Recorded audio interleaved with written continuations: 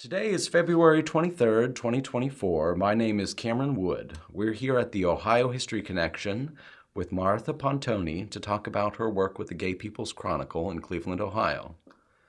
Mrs. Pontoni, can you please say and spell your name for me? Sure. I'm Martha Pontoni, Pontoni. Thank you. Okay. Where and when were you born? Actually, I was born here in Cleveland, in East Cleveland, at the old Huron Road Hospital, which is no longer there, 1960. I was number 6 of 8 children. So. What part of Cleveland did you grow up in? Well, when I was younger, we lived way out in the country in Newberry. That was country then. Mm-hmm. And then we moved around a lot. And when my parents got divorced in 1976, my mother moved back here to Cleveland. And I came with her, and I've been here ever since. So. What was it like growing up in Cleveland? You know, I love Cleveland. It's a great place. There's so much. And the neatest thing is that people know each other. So when I came back at 16 years old, it turned out my best friend was the daughter of a woman that my mother went to school with. So we just, the generations kept being friends together. And, I always feel comfortable here. And I don't know if and when I'll ever leave. I like it here. So. What kind of things were you interested in as a kid? Well, I was a pretty wild teenager. I will admit, we'll put it down for history here. I wasn't really into anything. My life was pretty crazy. My parents had a very contentious divorce.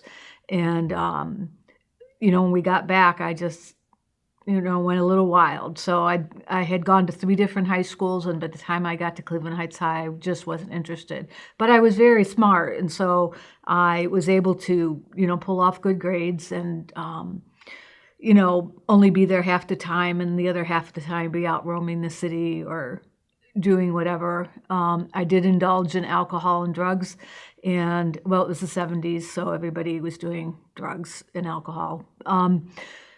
And, that's sort of skewed my life in ways that I'm not necessarily proud of, but, everything happens for a reason. So it was part of me because my recovery was part of me.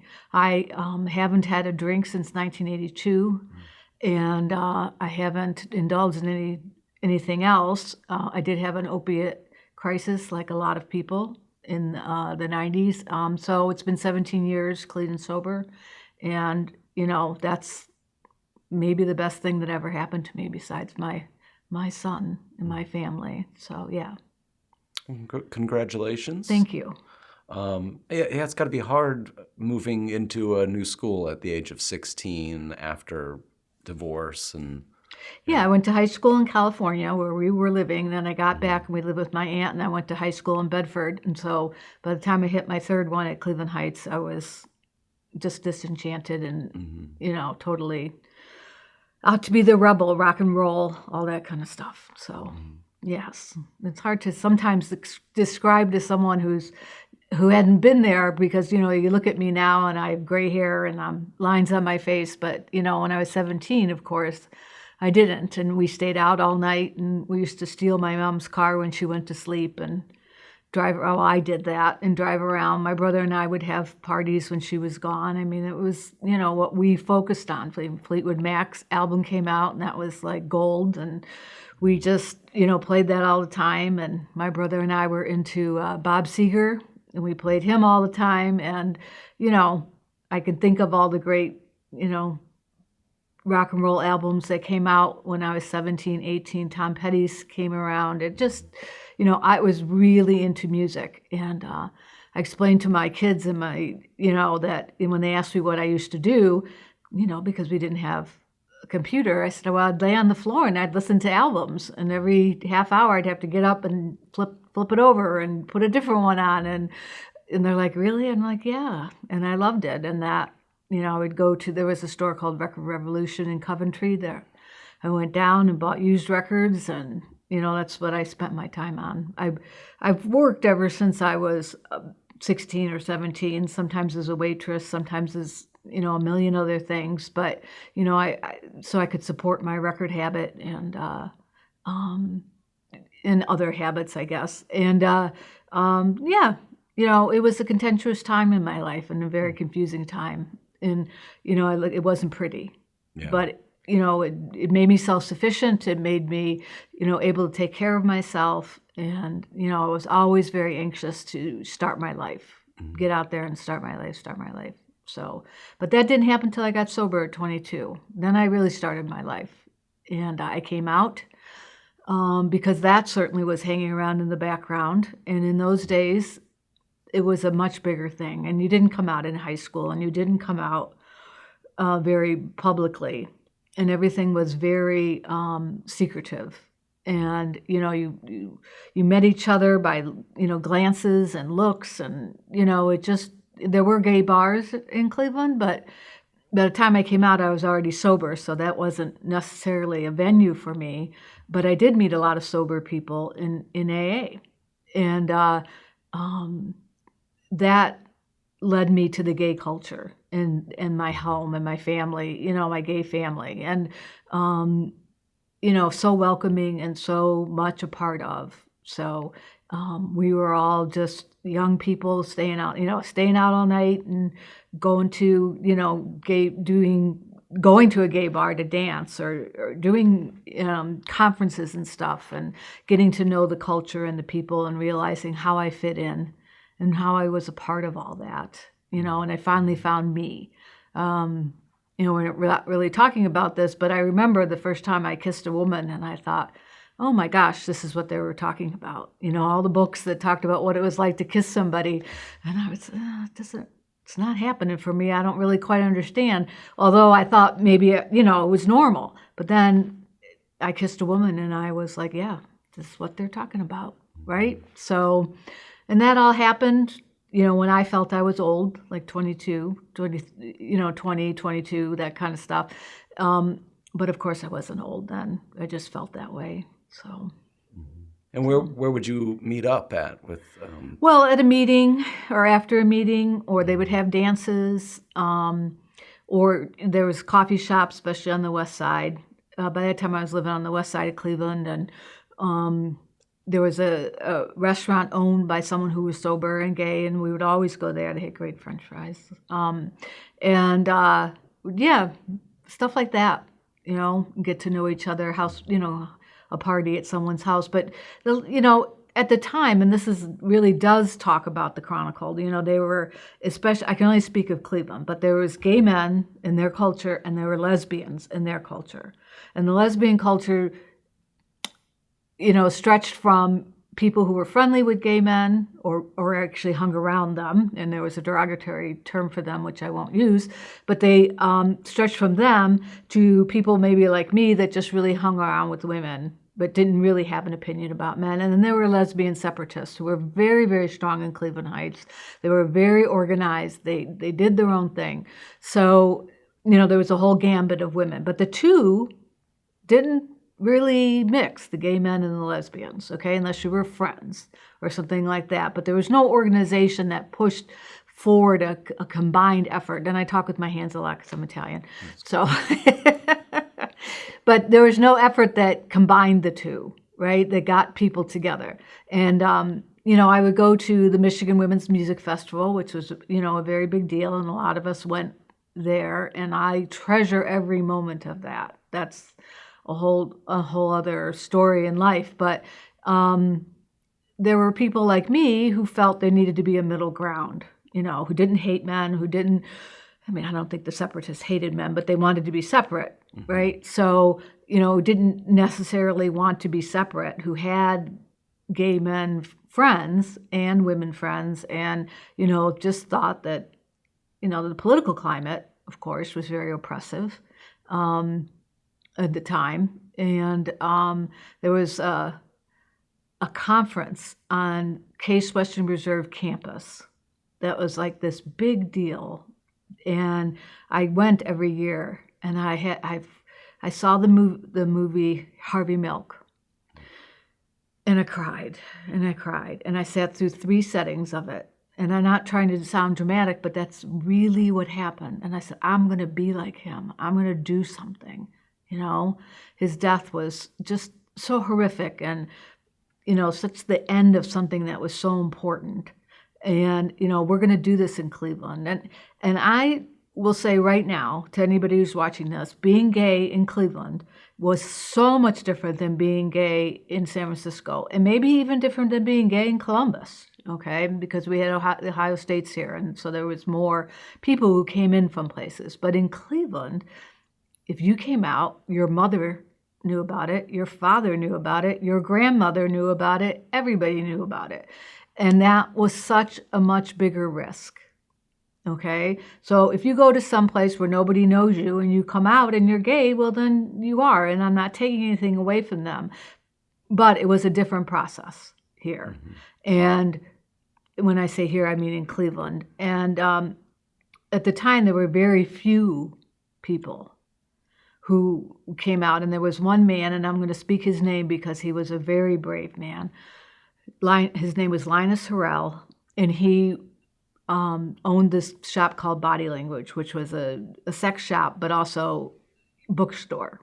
So you can go in there and get regular gay books, and you could go in the back and get porn, and you can actually get anything you wanted. But he was a very odd man, is that he was extremely tall, and he had a bone in his nose and piercings. And this was 1980, so this was not like everybody had piercings and tattoos and bones in their nose. But because he was odd, he would get on news and everything, because they only featured, when we gathered, people who looked strange, all right? Because that was a gay person, not people who looked average. So I like to speak his name when I can, because he died in the AIDS crisis. But he came to Pride one year. I think it was our second Pride, and he came in a wheelchair, and he was sitting there, and he said to my very close friend, I have seen the promised land. I feel like Moses. I have seen the promised land, but I will not be able to enter it because of all the work he did to try to bring the gay and lesbian community out, so to speak. But he could, we finally were doing it, but he was going to die, and he did die very soon afterwards. He was one of the first people in Cleveland to die of HIV and AIDS, and really just a very, very brave man.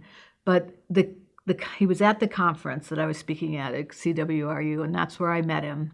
And that's when I realized that he really was doing the kind of, work that I wanted to do, but without a bone in my nose, right? So, that Harvey Milk film was like my first exposure to gay culture really to gay culture, not even outside of Cleveland or anything. I was like, wow, there's a movie about gay people. And when I first came out, I remember came out in therapy, and he'd sent me to see a movie called, I think, Ariana. And in those days, and maybe some still, they're always tragic, the lesbian films, right? They're always tragic. Someone kills themselves, something like that. But it was very eye-opening for me. So that's how I started learning about what it meant to be gay, was through movies, especially meeting some people, that were willing to be out in Cleveland. That's that's a very long answer to your question, but, that's how it began. And I have, if you want me to stop, I can, but I can also tell you how I got to working on the Chronicle. Well, let me ask you, what was your coming out experience like? Was it contentious, or was it fairly? Well, I remember going to my aunt's house and telling her that I was gay. She was ironing, going back and forth. And I said, well, I have to tell you that I'm gay. She goes, okay. And this is my aunt and uncle who were very Catholic and very, well, no, they were not conservative, but they were very Catholic. And I didn't know how it was going to go over. And she said, oh, it's okay, but never tell your uncle. And of course, many, many years later, I told my uncle, and he's like, oh, I knew. I figured it out. And I'm like, oh, thanks, Uncle George. And of course, it didn't bother him. Now, my mother, she was okay, didn't know what to do with it. She, in the end, became a big supporter of the gay community. My dad didn't talk to me for 10 years. I did reconcile with him, as he was dying. He had stomach cancer and was dying, and my sister called me and said, could you please go see him? And that was a long time. I already had a family. I was with my partner and her granddaughter, and I was trying to get pregnant, and, it was like, okay. And so I did, but he didn't ever say, I was wrong. Now, I also have a lesbian sister who had a partner that he was very close to, and that was very difficult, I think, for her and for him. And she had a ceremony, a commitment ceremony at the time, because, of course, we couldn't get married.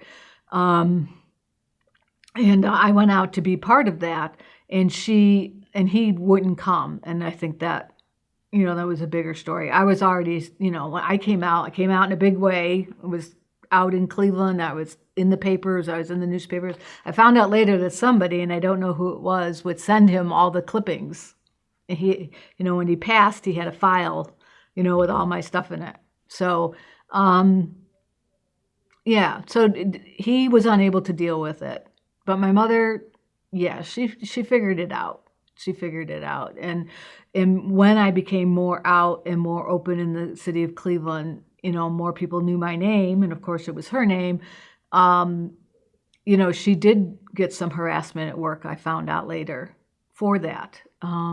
If I'd be on the radio or something like that, or on television, people would say something to her, but she never ever said anything to me about being gay, or that she didn't like it, or that she would reject me for it, or anything like that. We had other problems, but it had nothing to do with me being a lesbian. So so my coming out process was okay, but I came out in a big way, just like boom, and became very vocal and was seen. I helped with that conference. Eventually I started Pride with my friend Drew Carey. That was big. I became a face of the lesbian and gay Cleveland, in the lesbian gay community in Cleveland.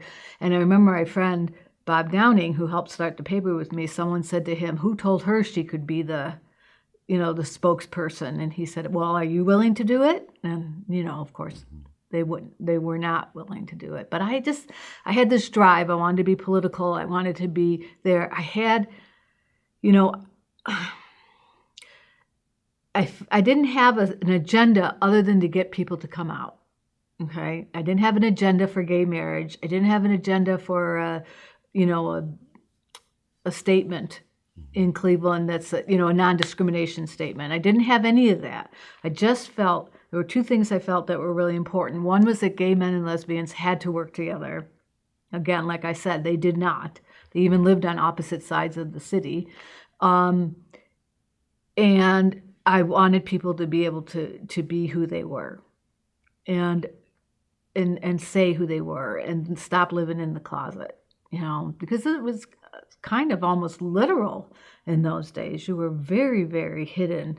You talked about coming out of the closet because, you had a whole nother life. You went to work and nobody knew who you were, and, you couldn't put your picture of your partner on your desk. You might even have pretended to be heterosexual, but then you came home and you took off your work clothes, and then all of a sudden you could be who you were. So it was a literal closet that people lived in. And, I never experienced that. When I came out, and I suppose that I didn't, talk about it all the time, of course, at home. So I guess there was some closetedness. I don't have all those memories, but that was my goal, was to be out and just be who I was without pretending that I wasn't. Well, you mentioned that you kind of learned how to be who you were by watching movies. Do you remember who you saw? Who was your first representation of a gay person or a lesbian in media that you remember? Well, besides the movie on Harvey Milk, there was a couple other ones. Like I said, they were all tragic love stories between lesbians. I can't remember. Don't ask me about that one, but there was a sports one where they were runners, and that was a big one. And then there's that Ariana one. And then, there wasn't a person besides Martina, Navratilova, which I can never say her name, I can say it now. So I just say Martina, and Billie Jean King, who at the time was presenting as straight, but I sort of knew, And so the sports figures were a big deal, I would say, the tennis sports players. My sister, Marcia, who also came out, the woman that I was referring to, she was a softball player. In fact, she was on the first national championship team. Third baseman, got honors, all that stuff. Very proud of her. She lives in California now with her partner or her wife and their children. But she played softball. So I would go to all the games and sit out there in the sun and, get burnt and watch baseball. And I knew those women had something that I was too, but I couldn't tell you. So, the more women who were more butch, who were more obvious, right? I remember there was a very tall pitcher, and she would come into the restaurants where she was on a different team, but she'd come in the restaurants during the tournaments, and I would just watch her. She'd sit at a table and she'd have all these young girls next to her with her, And I just knew there was something there. But, my sister wasn't out. She didn't have that, she didn't think she was a lesbian. I didn't know anything about that, right? But I knew there was like I said, there was that secret thread that people knew. I mean, men, they had different ways. I mean, my favorite story is, I'll just put it in there, you can leave it in or not, is the Bob Hope story. So Bob Hope made some derogatory comment, and GLAAD was already there, the Gay and Lesbian Anti-Defamation League, and so they called him out on it. And being a great guy, and from being from Cleveland, he said, I'm sorry, I didn't know. So, but what he said was he was on Johnny Carson, okay? And Johnny's sidekick, whose name leaves me right at the moment, who's also very famous. Ed McMahon. Yes, he wore a red tie. And Bob Hope said, what are you, a faggot or something? Because that's how gay men found each other, by the color of their ties. And apparently, I didn't know this, having a solid red tie was a signal. So Bob Hope said, why are you wearing that tie? Because are you a fag? Which, was something that I wouldn't say then now, but it was said then very freely. And so GLAAD called him out on it, and he made a public service announcement against anti-gay, hate. And he was great. But that was, oh, wow, there's signals, right? So speeding forward, the first march on Washington I went to, maybe it was the second march, the first one was way before my time, but the first one that I was an adult for, we were coming from Cleveland and Pennsylvania and all that in the cars, and we would see each other. And we're like, wow, we're at a rest stop. We could tell there was lots of us at the rest stop. It was just so cool. So, yeah, I mean, we learned how to spot each other, and we learned how to know who we were. Now, like I said, the gay men had ties and handkerchiefs and all that kind of stuff, but I don't think lesbians did. So where you knew each other from was just how you looked. You had short hair, you had, you weren't fancy, you didn't wear makeup, that kind of stuff made you look, right?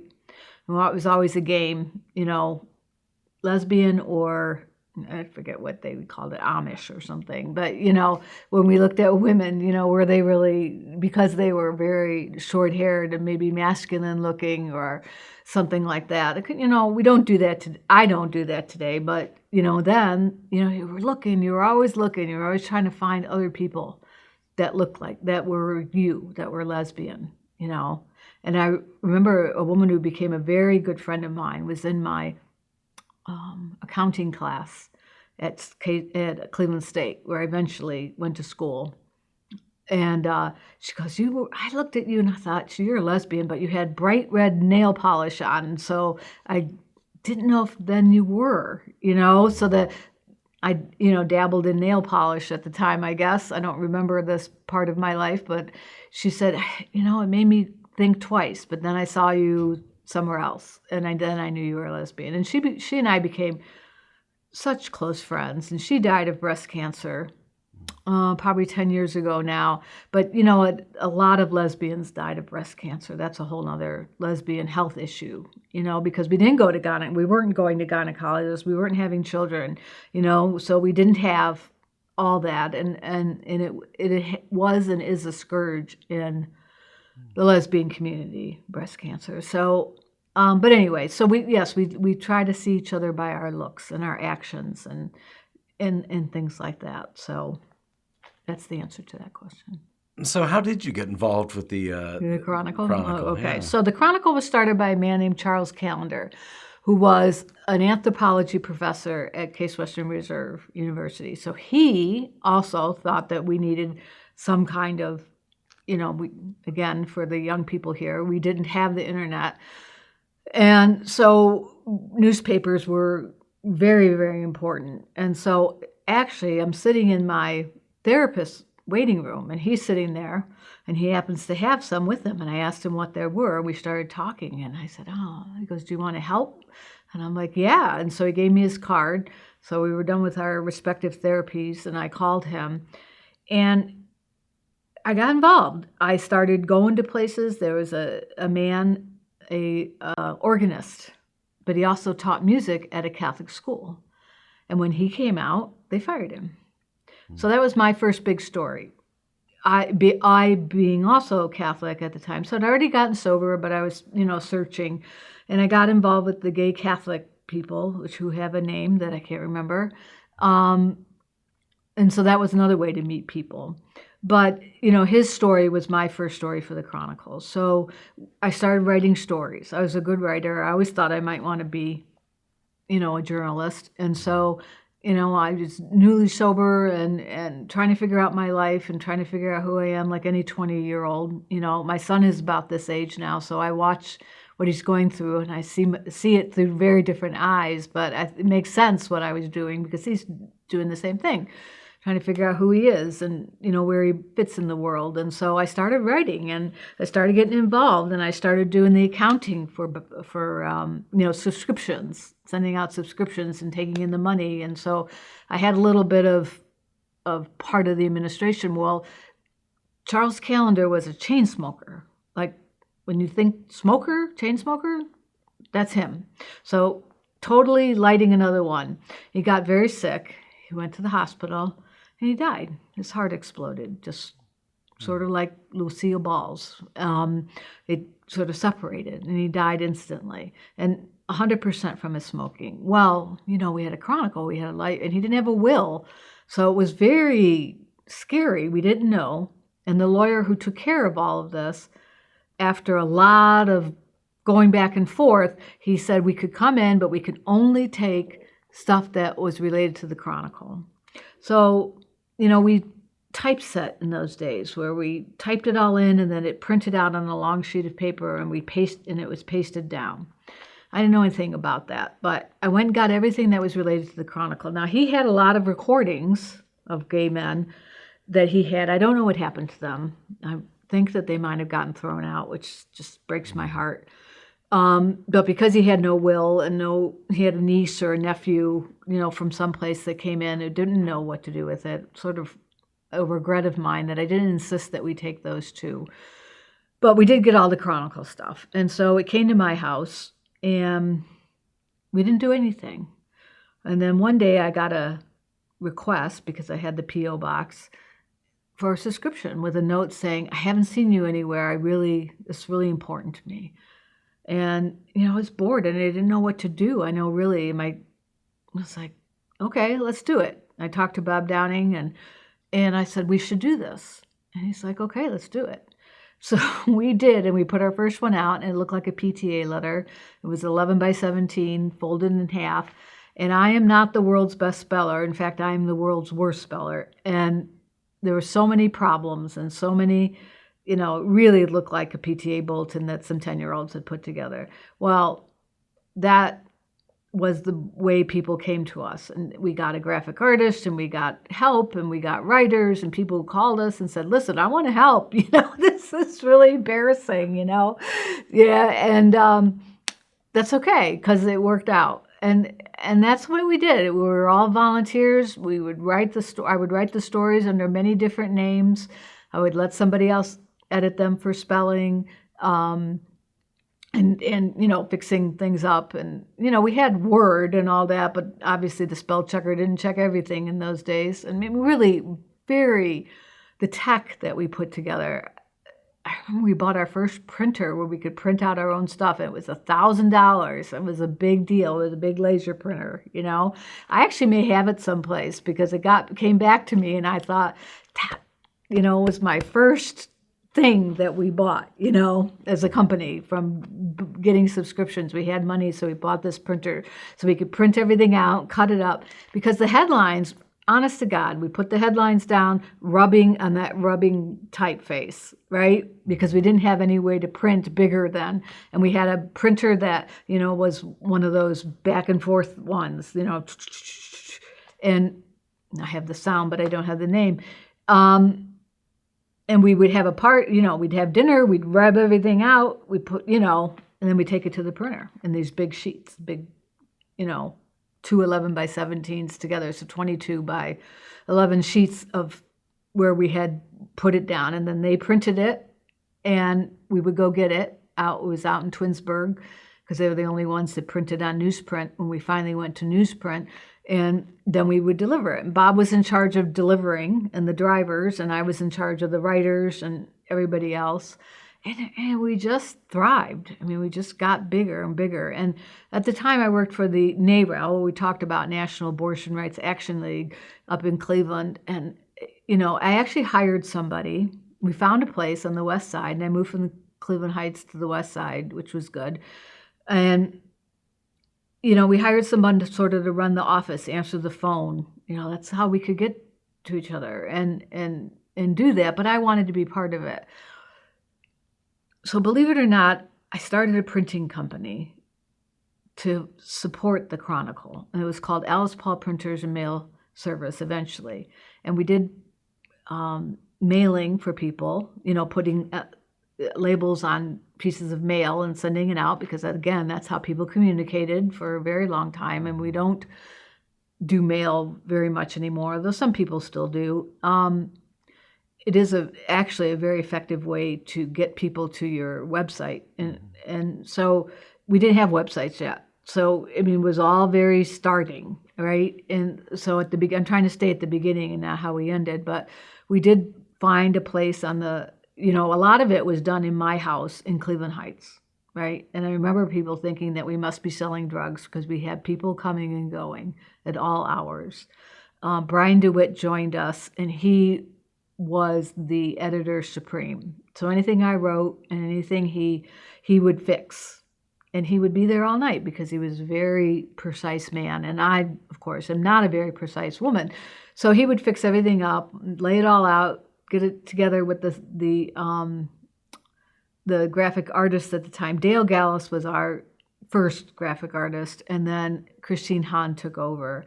And she did it for a very, very long time. The production company was named KMIR? No, KWIR. That's a great story. Oh, my God. Okay, so KWIR Publications was the umbrella corporation, right? And KWIR is the phonetic spelling of queer. Now, the word queer was not used in those days. That was the ultimate insult. But I wanted to take back the word. I wanted, like other minorities, to take a word that was used against them and make it their own, okay? And people were not using queer. I mean, it happened all over the world, all over the country at the same time, but for some reason, I brought it in, that I didn't know it was happening other places. So the Hever Tikva, which is the Jewish gay organization, wrote me this long letter asking me to change the name because they realized that that it was queer phonetic. And I'm like, no, that's the whole point. That's the whole point. And we got a letter from State Farm, which was our insurance company, and it said, "Dear Queer, KWIR," and we framed it and put it up. It was just so funny at the time. Now, everybody calls themselves queer. It's not like a big deal. But at the time, oh my God, I remember sitting at my computer at work, the places I work contributed a lot to the Chronicle, even though they don't know that they contributed a lot to the Chronicle. A lot of my time at work was spent working on the Chronicle. But I remember sitting at my computer, like, what are we going to call it? We had to pull together an LLC, right? And I'm like, what are we going to call it? What are we going to call it? And then just like, so I looked it up, and KWIR is the phonetic spelling of queer, and that's what we became, KWIR Publications. Yeah, I totally forgot about that. It's a great story. Yeah, the whole Dear Queer and the stop calling yourself KWIR Publications. And every once in a while, I'll see the guy that was the head of that organization when they sent that letter, and I remind him, and he just laughs. He goes, "Yeah, it was really, we were just decided it was really offensive, and I wrote back and said, it's not offensive. We're taking it back. We're taking that word back, and we did. So, but yes, I was often asked what that meant. If it was someone's initials or something like that. Yeah. Yeah. There was a gay publication prior to that was High Gear. High Gear, yep. That was the men. And some have called you, what's the opposite of a predecessor? A postcessor? No. Succession. Successor. Or successor. Successor, okay. They've called the Gay People's Chronicle the successor. Was there any crossover there, or was it just No, totally no crossover. High Gear, as far as I know, was a publication of the Center at the time, and it really was male-oriented. Mm-hmm. That was part of the problem. That's not in a malicious way. I said, gay men were over here, mostly on the west side. Lesbians were over here. These people knew nothing about what these women were like, and these women knew nothing about what these men were like. Mm-hmm. And so they put out a newspaper, which they thought was the gay community. They just assumed it was everybody, and the lesbians would say, well, it has nothing to do with us. So I don't think I've ever seen a High Gear unless it's been historically or whatever. I wasn't aware it existed, but I learned about it afterwards. But no, it's not a successor. It's not connected. Okay. But it was, again, the same thing. Lots of people volunteering to do something, right? Do something. But yeah, no, I can't express enough how separated the two communities were in the early 80s. Yeah, the late 70s, early 80s. I'm very, very separate and very different, and not willing to open their eyes to. And, you see it today, too. I mean, there's lots of gays and lesbians who will not embrace the trans movement because they won't try to understand or be part of. And it's sort of the same thing happened between the lesbians and the gay men back then. So lack of understanding. Again, the more you know trans people, the more you realize that they're just people like us, right? But if you're not willing to meet and understand and, say a pronoun and understand that that's important. So what do you care? When people are, I'm not putting my pronoun down. Well, why? It's important to somebody else. Why don't you just do it? And, so that reminds me a lot of that time when there was, active hostility between the two communities. And now there's active hostility between up to the, not like what's happening like in the State House and in other things, but you can hear lesbian and gay people here in 2024 say that they're not connected with trans people, and they, and all that. But like I said, when you meet trans people and trans people, I have a trans second cousin or whatever, and I didn't know that he was trans. I mean, I met him when he was as a baby. I knew he was a baby, and I went to a family gathering, and there's this young man at the couch, and I went and sat down. I said, I don't know you. And he says, oh, I used to be, and I can't do names. So, and I'm like, really? And I was so happy, and I was like, wow, that's so great. But he lives out in Geauga County, and it's a horrifying place for him. And I invite him down to Cleveland and down to my house so I can introduce him to other trans people, but he doesn't. He's scared. So, but he knows I'm there and I know he's there. So, I mean, again, exactly the same scenario. Come out at Thanksgiving, come out at whatever. I mean, talk. It's, trans people, you just don't know trans people. So, well, I keep going back and forth in my head, but I'm going to tell this because I think it's a good example of being recognized and the problem of being in the closet. So I did have a secretary. I'm not going to use any names. So she was my secretary, and she was the person who typed in all the personals. And she also found a personal that she liked, and she answered it.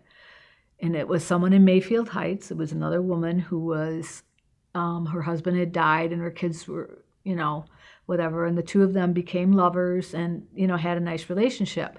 Well, her kids went berserk, just berserk. Now, my secretary, Jay, I'll call her, she obviously was not a very stable person.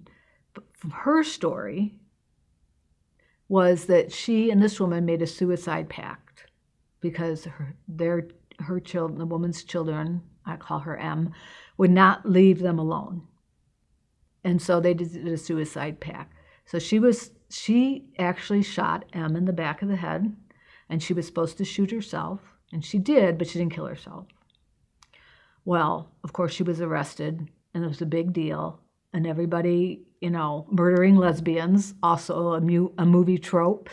And the children, M's children, she was just a boarder. We had no idea who she was. And, and nobody was listening to Jay's story. Nobody believed it. Nobody, or at least they decided that she was just crazy.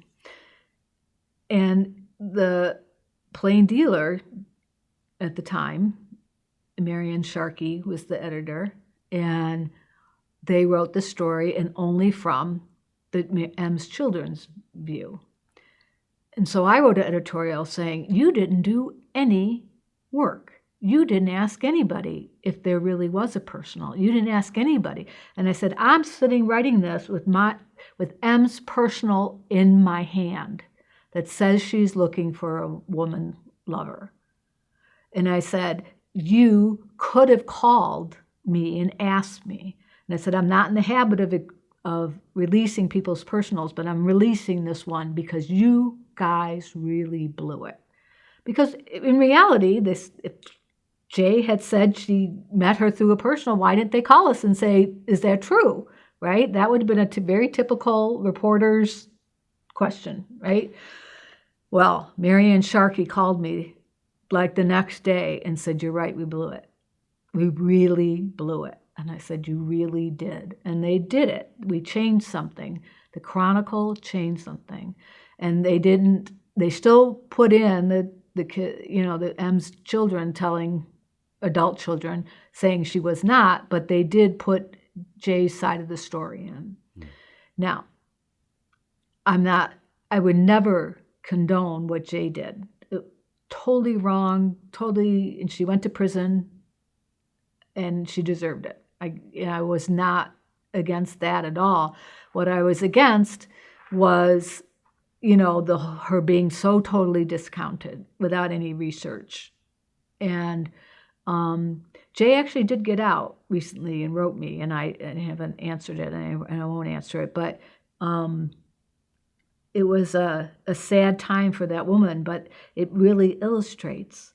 And her adult children still online have a petition for not letting Jay out of prison. They continued to this day to not accept that their mother wanted to have a female lover. Whether she was a lesbian or not, or what she identified as, I couldn't tell you. But she was looking for companionship and found it. And I never met her, so I don't know. But, the whole idea that so that in a way got the plain dealer to start paying attention to us. And we ended up going to meet their editorial board. And, I remember Brian asking them to stop using homosexual That was a big deal. They didn't use the word gay. They never used the word gay. It was always homosexual. And, everybody hated that, of course, right? So, we met with the editorial board and said, you have to stop using homosexual. And, well, the guide, the New York Times guide, whatever, always says homosexual. They changed it, so the Plain Dealer changed it. But, yeah, that was a fight. That was a fight in itself. We spent a lot of time on please stop calling us homosexuals, So, it's such a scientific term, and we didn't want to be called that. We wanted to be called gay and lesbian and, transsexuals at the time. But they were still very far in the back, although LGBT, we still were LGBT, but they were not as visible part. But they were more the drag queens than the, trans as we know it now. Obviously there were still trans people then, but if they lived as the opposite sex, it was just, there wasn't the operations and all that. There just weren't very many people doing it. In fact, we had a trans woman working on the paper with us who was a fighter pilot in Vietnam, and her whole crew died but her, because she went on suicide missions to kill herself because she was really believed that she was a woman. And when she came back, she did have. And then she woke up, her eyes were open after the surgery, and the nurse told her she was an abomination and she was going to hell. And she's still with us today. She's, as a man, she had children and she has grandchildren, and they all accept her as her now. But she was a wonderful part of the staff. We weren't paying people at the time as the volunteers, right? So they were there. It just weren't very many, and they weren't very visible. But we did always include them. And this is before we started Alice Paul, or we were just thinking about Alice Paul. So we needed some kind of support because we were never going to make enough money at the Chronicle, right? We had ads, we had subscriptions, but for some reason, and maybe because of my stance on, the rate of alcoholism in the gay community, that could have been it, It always was a rumor that they got mad at me, and so they wouldn't advertise, so they wouldn't support us. So we got supported by a lot of different ways, and we did okay.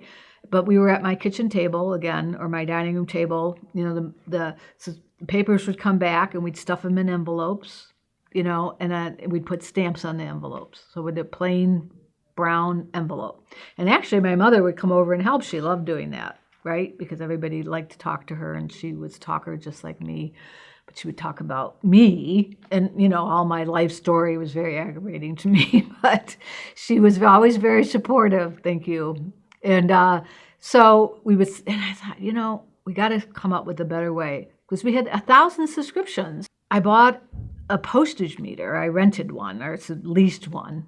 And I thought, I have to use this other than once a month to make the money to pay for it. And that's how we got into the other company that would support the Chronicle for the rest of its existence, right? Because it paid the rent on the office building, and it paid, my salary, and it paid, it kept growing and growing and getting bigger and bigger, and that's a whole nother thing. But it was the basis for the Chronicle to become a professional organization, which it did. So we had an office, and we got out of my house, and I moved to the West Side, and we, found something and started something, and we hired people, and we could hire Christine, and we could hire Brian, and we could hire me, and we could, do whatever because of this other organization. But the Chronicle itself, blossomed and bloomed. And I remember, it was the gay 90s again, right? So the 1890s was referred to as the gay 90s. So now it was the 1990s. And boy, I got a million stories. They're all running in my head. But, we were there. And what started supporting us, believe it or not, were personals. Okay, so we would publish personals and personal ads, and people would call 900 numbers. Okay, so this was the era of the 900 numbers. And that's how they met people, for sexual liaison or friendship or whatever. And I have a bunch of stories about that. But the big thing that happened, okay, was AIDS, right? And so, gay men were getting sick. My friends were getting sick. Linus Harrell died already. And, we had all these personals where people were meeting. And so we asked Buck Harris, who's also passed, who was working down here with the Democratic governor at the time, which, again, doesn't come up in my mind, maybe Celeste, maybe somebody else, who he was able to, start really getting out to the gay community with safe sex guidelines. You have to wear a condom, you can't do this, you got to think about this, you got to do this. And so I read the book, The Band Played On, by Randy Schultz, and I like, wow. And I was getting papers from all over the country. And the Bay Area Reporter, which still exists, had 10 to 12 pages of obituaries every week. It was like, wow. And so we started getting obituaries.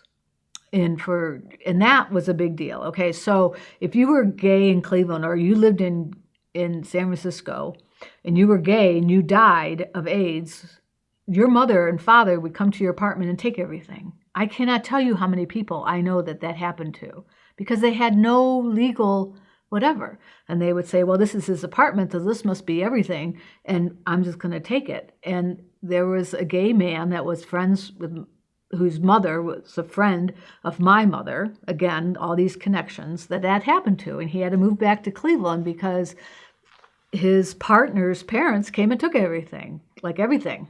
And so, it was a problem. So AIDS hit Cleveland sort of tangentially that way, but then gay men in Cleveland started dying. And we actually brought the AIDS quilt here to Cleveland. And, that was a big deal. And I helped on that too, believe it or not. And we were at the old auditorium, which still is part of the convention center now, and we were, had it laid out on the floor, and we did all the math calculations. And Rock Hudson had died, and his quilt was there, and that, of course, that was the big thing that got people to really pay attention to AIDS, because Rock Hudson died. So, we were down there in the auditorium on the floor with the AIDS quilt laid out, and of course, all the news cameras and stuff wanting to take a picture of Rock Hudson's quilt. And I challenged them. I said, it's more than Rock Hudson. It's local men that are dying. I mean, and you got to talk to someone else that didn't look, like what you refer to as a freak. Talk to me. I'm here, and I want to tell you about some of these men from Cleveland who are on this quilt. And I took him to Linus's quilt, and I took him to, other people, which I cannot remember. I just remember Linus because he was so, important to me. And they did, and they did it, and they talked about local men who had died from this horrible disease that no one really understood, and everyone was afraid they were going to catch. Okay, so we started being the center of that. I was at the meeting at the conference at Case Western Reserve that started the AIDS Task Force in Cleveland. I mean, I didn't go into that meeting. I was sitting outside because I knew that I had to make a choice. I had to do lesbian and gay issues, or I had to do AIDS. And I chose lesbian and gay issues. And I was very clear with the men who started the AIDS Task Force that I can't get involved. I have to focus on lesbian and gay issues, but I will be as supportive as I possibly can. I have to do the Chronicle. I have to be a part of, the larger issues, because it was fairly obvious that it was going to overtake everything, and it did. Okay, so that's the background of my story. So Buck Harris came to me and said, can you publish same-sex guidelines, especially in your personals? So we maybe had like 5 pages of personals, and it was a lot, okay? So people would send us a personal, write it out, put it in the mail, send it to us, okay? And we would print it, type it in and print it in the paper. We actually had a woman at that time who worked for us who was doing that for us, typing it, because there were so many. And then you would get a phone number, and then you'd call that 900 number, and if you wanted to talk to that person, you would type in that number in the phone, and then you would leave a message for him or her, because we also had lesbians doing it at the time, not very many. And that's how you would meet people. Now, as an aside, I had a personal come in for, let me finish stay in the same story. Okay, so he said, can you publish? And we did. But what happened is that we got thrown out of places because we used the word anal sex, we used the word condom, we used the word penis. And it was just like, that's it, we can't take your paper anymore. It was a big deal when we started doing that. And we did that precisely because I had read Randy Schultz's book and understood what was happening, finally understood what was happening. And Harris was trying to get these safe self guidelines. And we had a terrible, I don't want to say argument, but within our editorial board, like, should we do it and should we didn't? I was not the end all be all. I had people assembled that we talked about what we were going to put in. And, it was Brian and Christine and me and Bob and, other people who, the editor at the time, and I don't remember, we had many editors and I don't remember, and I'm sorry, whoever it was at the time. I was the publisher, but not necessarily the editor. And I'm like, what are we going to do? What are we going to do? And so we did it. We said, no, this is too important. We've got to start saving people's lives. We got to help save people's lives. And so we put it in. It got us thrown out of a lot of, pick and pays or giant eagles, whatever they were called at the time. And, it really impacted us. But it also helped us. It also helped our community. Our mission statement at the time talked about how we were going to bridge the gap between lesbians and gay men. We were going to get our communities together. Now, I don't know if the paper did that. I know AIDS did that. Because women, lesbians, started helping gay men who were dying, whose friends were dying. And the same thing happened to me. I would get to the point where I couldn't go to funerals anymore because unless you were a very close male friend of mine, I wasn't going to go to your funeral because I was going to them all the time.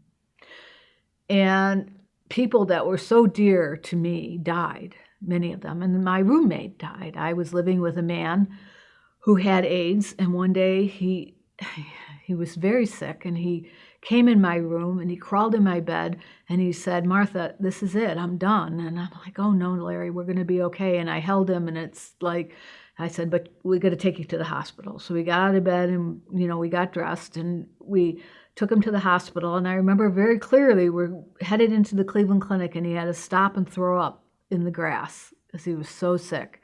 We walked in, and we got him in a wheelchair, and we got him upstairs, and he never came out. And he had a whole story of his family, that he was a mortgage broker at a bank, a very big bank here in Cleveland. And he was not out, at work. It was a big deal. And his family came around, and he had a sister-in-law who would not let him see his niece because she was afraid that he would give it to his niece. And I remember her walking down the hall with that baby and saying, okay, and him being able to hold that baby. And I was with him when his father came in to talk to him, and I was with him when he died. I was there. I was there with my, woman I was dating at the time, and we were going to stay with him. And we were sitting there, and I closed my eyes, and she said, that's it, Martha, he left. And he said, he waited for everyone to leave, which happens a lot, and he died. And it was a tremendous moment in my life. So we were always with people. So, yes, so AIDS came to Cleveland, and AIDS became a part of the Chronicle. And safe self guidelines kept getting published because we needed to do that. And, it became a battle. I said, you can't stop us. Right? You can't stop us. We have to be part of this. And so we opened the eyes of a lot of people, the Chronicle. We talked about AIDS and what it was coming. We helped Aubrey Wertheim, who was the director of the center, and he was my closest, dearest, most important friend, and he opened the living room. And the center now is trying to honor him, that his name does not get said enough for what he did to Cleveland, for lesbians and gays in Cleveland. And he, opened the living room, which was the first place that men or people with AIDS could come and sit and talk and be comforted and all that. So, we helped with that, the Chronicle. The ACT UP. ACT UP, I could talk about them. My friends that were in ACT UP, I loved ACT UP. I certainly reported on everything they did, and I was 100% behind them. But of course, they were not 100% accepted, especially in the gay community. But as I matured, I realized that if you do want change, you have to have both prongs of that. You have the people who can sit at the table and talk nice, but you also have the people that drives the people to the politicians to the table. They weren't coming to that table till ACT UP. The pharmaceutical companies, the senators, all those people did not want to talk. As we know, Ronald Reagan never mentioned it. They didn't come to the table till ACT UP started doing their thing, right? So ACT UP got them to the table, and then the other organizations were able to get something out of it. I mean, they wouldn't have talked to ACT UP. I mean, ACT UP wanted them to talk to them, but they wouldn't have because they were so radical. They were closing bridges. They put a condom over someone's house. I mean, they just did all these weird, bizarre, in-your-face things that nobody did. And so they got people riled up. And so the more staid AIDS organizations who were trying to get people to come to the table, they couldn't get them to come to the table, then could get to the table and talk and get things changed, get the long waiting period for the AIDS drugs. That was a big thing. My roommate died just as AZT was coming out. And I know people now who are still alive because they took AZT. Okay, and they were going to start putting him on it, but he was too far gone. I mean, like a week. He missed it by like a week. I mean, it was just, it was incredible. But it only came out because ACT UP acted up. Otherwise, it was going to still be in clinical trials for a long time. So, we were big ACT UP supporters, and I remember getting flack about that, actually, because it was so different. We're used to people having demonstrations now and doing weird things to get attention of the media, but we didn't do that in those days. So there were happier times, too. It wasn't all doom and gloom. We were becoming a community in Cleveland, and I was part of that. But the funny story that I wanted to say, and then I'll move away from the personals and talk about how the community, came together, existed, was I came across a personal that I really liked. So I didn't put it in. I just called her and I said, listen, I'm the editor of the paper and I came across your personal. Could you meet with me? She and I were together 15 years and raised her granddaughter and my son together. She died about 2 years ago now from cancer. And my children, her granddaughter and our son, are my children. And we went through that. We gave her a send-off and all that kind of stuff. She was a brilliant, very compassionate person. Her name was Marcia Flack. And she had lots of friends, gay men, that she nursed through and lost from AIDS, but she and I became a family and had a family and were featured in the Plain Dealer and all that, as a lesbian family who had children, because that's a whole nother thing, lesbians having children. Okay, so the Chronicle and me with the Chronicle helped start Pride in Cleveland, because we would come down here to Columbus, because Columbus had Pride for a long time. I mean, Charles Callender brought me down here, my first gay parade, and it was really important. And it was really, at that time, we would walk across the bridge and all the born-agains would pray for us. And it's like, just ridiculous. But anyway, so, I'm like, we got to do this in Cleveland, right? So Drew and I pulled together, just so amazing now when I think about the energy I have now and the energy I had then to do something like that. But we did it, and we had a march, and we had, we didn't have a march the first year because we didn't think we could pull it off, and we didn't think anybody would do it. But Susan Schnurr said, yes, we're going to have a march. And I said, okay, you can pull it off. You do it. Don't ever suggest something in a meeting because then you'll end up doing it. But she pulled it off. We had 600 people, and that was a beautiful thing. So the Chronicle was growing. Pride was growing. I was becoming more visible. I was becoming part of this. People ask me what my greatest achievement was in the city of Cleveland, and I will tell them that it was a lavender line down the center of Euclid Avenue that I can ask Michael White when he came to power or became mayor. He asked, what can I do for you? And I said, you know what? I want a lavender line because, the Italians got a red line and the Irish got a green line. And I will tell you, people were so mad about that they stopped doing Irish lines and Italian lines because the painting department in the city of Cleveland did not want to print that lavender line. And I'm like, no, we're doing it. And we got it for quite a few years till they just put the kibosh, but they had to put it on everybody, right? So it was everybody who couldn't have a line. So I will put that down for history that was my greatest achievement, was getting that line. But the Chronicle flourished and the personals flourished and 900 lines flourished, and it poured in money, and we could do what we needed to do. But we broke a lot of stories, and we were very important. People read us. We sent a Chronicle to every elected official in the state of Ohio.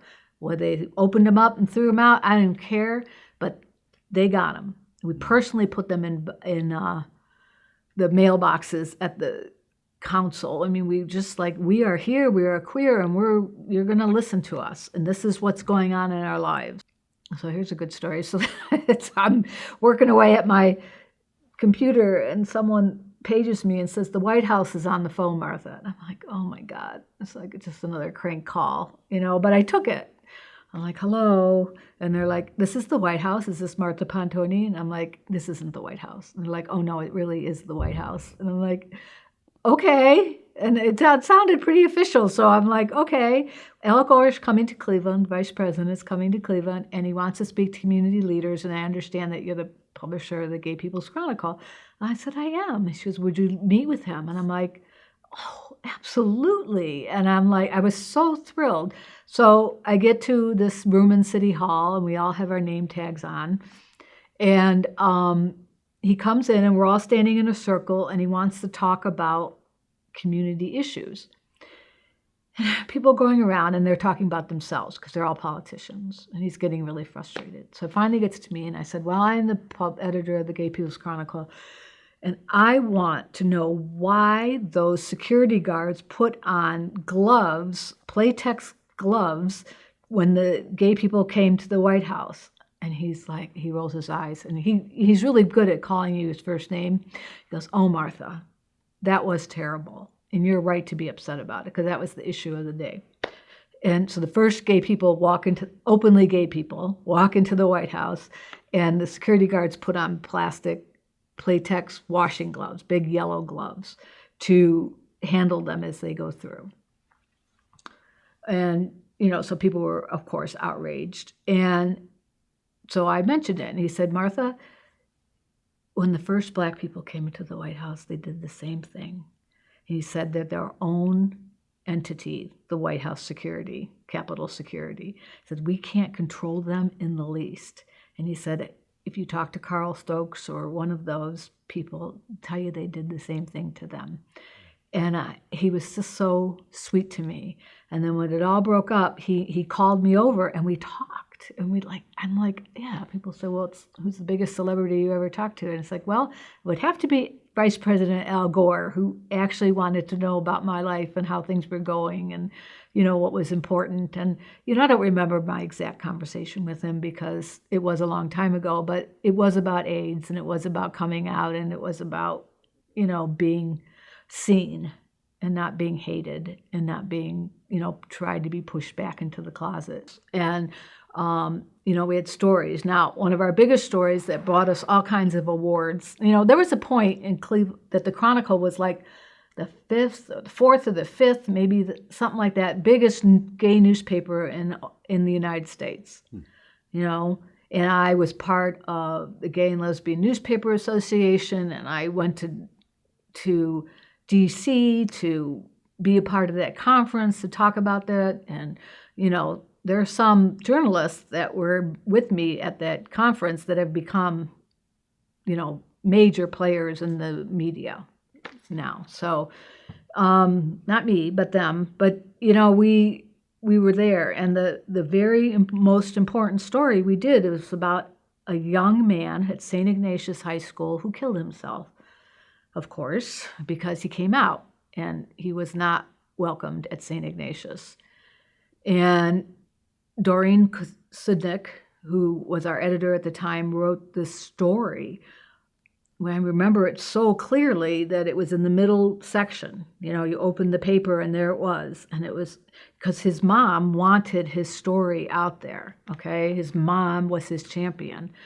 And she wanted his life to mean something. And so we did this huge story. We won major national awards for it. It opened the eyes. St. Ignatius actually responded and had a day of, you know, people coming from the center and people coming in and talking about, you know, bullying and, you know, because he was bullied. Came out, he was bullied. It was horrible. He lived this horrible life. Every time he went to school, he was like a freshman. So he was a young man, and he decided I was just, you know, and that was a decision that lots of young people in those days made, unfortunately. They did not have the support that they had now. You couldn't go to school being openly lesbian, gay, or trans. And that was when trans started becoming part of our community. And, you know, it just, as a young person, it was awful. And I knew that because I would never come out in my high school. So it was like these kids starting to come out, you know, but unfortunately, just like still today, you know, they get bullied and teased and sometimes make the decision that they don't want to live anymore. So on his back and his name, we became even bigger and more important, the Chronicle. I'm trying to stick closely with the Chronicle. And, you know, my life was moving on. And the business that was supporting the Chronicle became very big.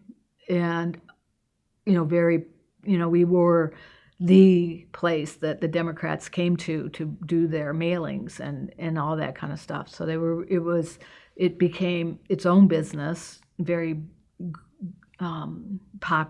profitable. And we brought on, Patty Harris became part of the Chronicle at this point. She came on to be, you know, to really help us out. In fact, she wanted to quit the first day, but I talked her into staying because the Chronicle was a mess. I'm not a bookkeeper. I you know, I wanted to write stories and make change. I didn't want to do the bank reconciliation and, you know, and all that. So she came on as the, you know, controller, the accountant or whatever. And, you know, she raised funds and put a lot of her own money into it. And, you know, it never turned a profit. It always struggled. It always had to rely on Alice Paul to pay salaries of the higher, you know, the people we really needed, like Patty's salary. And I just worked for Alice Paul eventually. So, you know, we moved from the Superior Viaduct to a place in Ohio City, right on West 29th, right across, if you know where Johnny Mango's was. It's a big building, and it was our, you know, we rented it.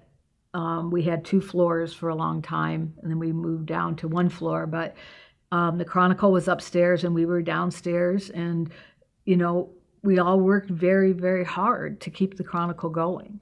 Because now the internet came along, you know, and so no more 900 numbers. And so, you know, we couldn't tap into that for money. I mean, we still had ads and we still had subscriptions, but you know, we had to get people online. And just like every other newspaper, how do we generate? You know, it became de rigueur that you could read on the internet for free, right? So how did we monetize that? We never could. We didn't get to the point where we could. But we did put it online, and we actually are online, not, I want to say, you know, I did a GoFundMe to take all our microfiche and get it onto to the internet, and it is on there, but it's not searchable, and it's not, I don't know what you call it, indexed, so you don't get it from typing in my name, but we're going to get there. I mean, I'm still working on it. I had to pause because I had some incredible health issues, but, moving back toward that. So that's all I'll say, that eventually, and when you watch this someday, it will be there. Okay, so in 2008, when the economy crashed, and Patty Harris and I and another woman were partners, and the stress and the strain just blew us apart. Okay, so I left. I turned over the Chronicle to Patty Harris. I stopped being any part of it.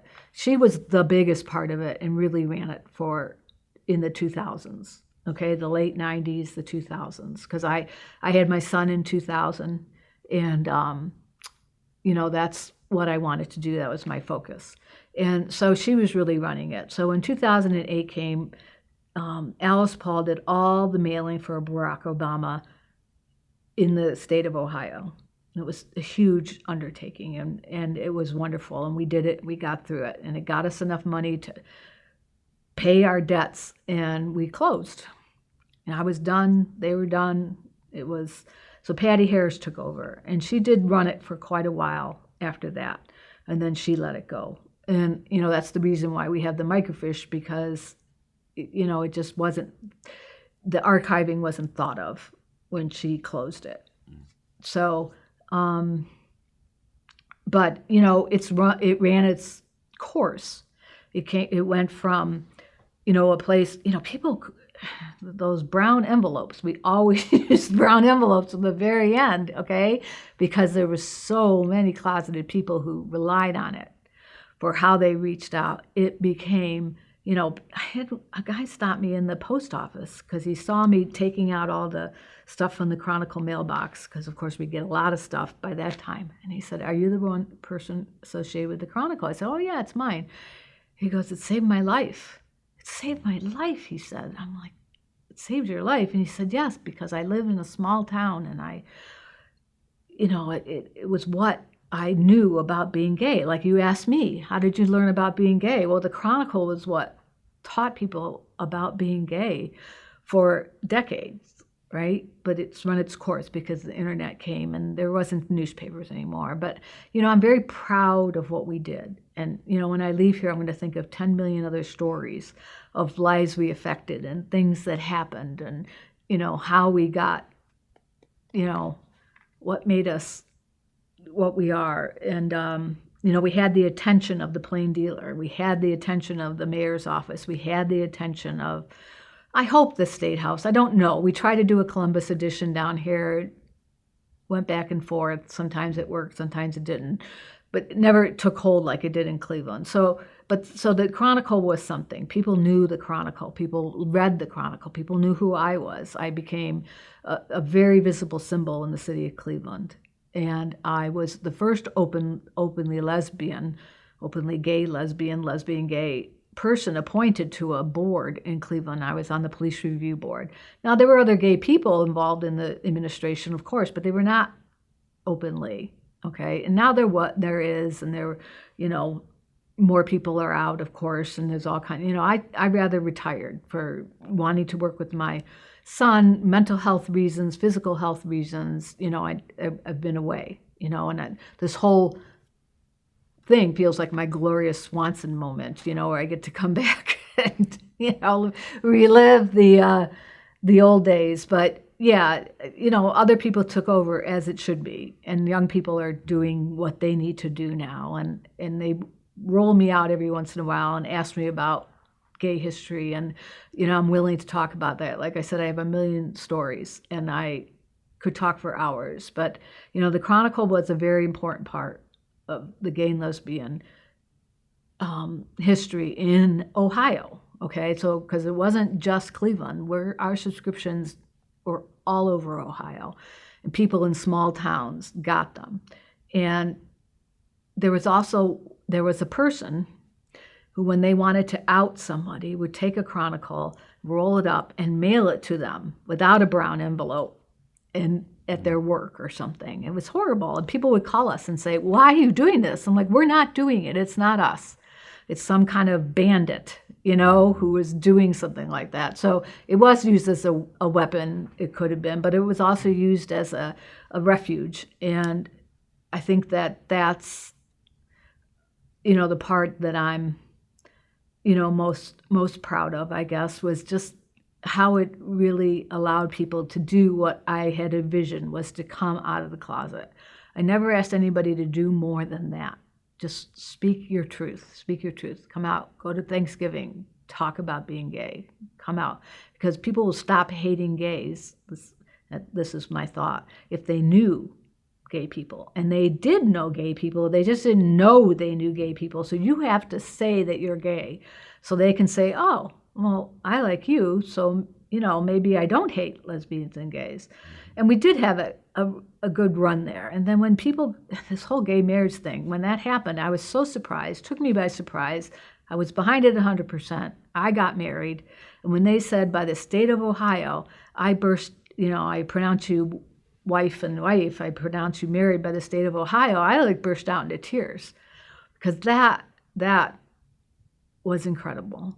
And I know things aren't so good anymore, and trans people are having so much trouble, and these trans laws, and it's just like, come on, it's the same battle. And I fought it already. And now these kids have to fight it again, and it's not right. And, it's so the same. It's so much of the same hate.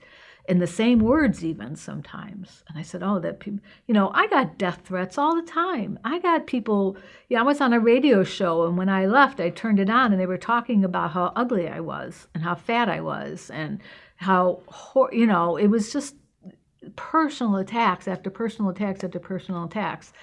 And you know what? I just gave them the finger. I don't care. Didn't bother me. It bothered my mother. She heard that kind of stuff. It bothered her, and that made me sad for her. But, and people would send me letters, that I'm going to, and I have people in my family. I still have a sister who I don't talk to, unfortunately, because she's just so stuck in her Christian way. I'm going to say Christian like this because I have other Christian family members who aren't, anti-gay. So, my aunt and I have an aunt and a sister who are very supportive and very there, they can find it in their hearts. But our biggest issue and where we left it is you cannot tell me you love me and then vote against me. And so that means to me, that means you don't love me. No, I really love you, but I don't believe in gay marriage. Well, I can't help you with this, it's wrong. So I may be getting way off the track, but I hope my legacy is that, we created an atmosphere where it was okay to come out. And people did come out. And they came out to their mothers and fathers and their grandparents and their aunts and uncles and, work and all that kind of stuff. So they don't have to live like my roommate, Larry Kolke, had to live so closeted at his bank in his tie and his men's club and all that. And he said he remembered someone told him that they could help him stop lisping so much. He has a little bit of a lisp, whatever, and it made him so mad, because that was part of his gay identity. And, oh my gosh, there's so much I could talk about. So anyway, the Chronicle brought me my wife, my first partner, the other mother of my children, and that was wonderful. It brought me great friends and people I still talk to today and are still connected to today. People still know my name. When I got married to my current wife, when we got legally married, and she changed her name to Pontoni.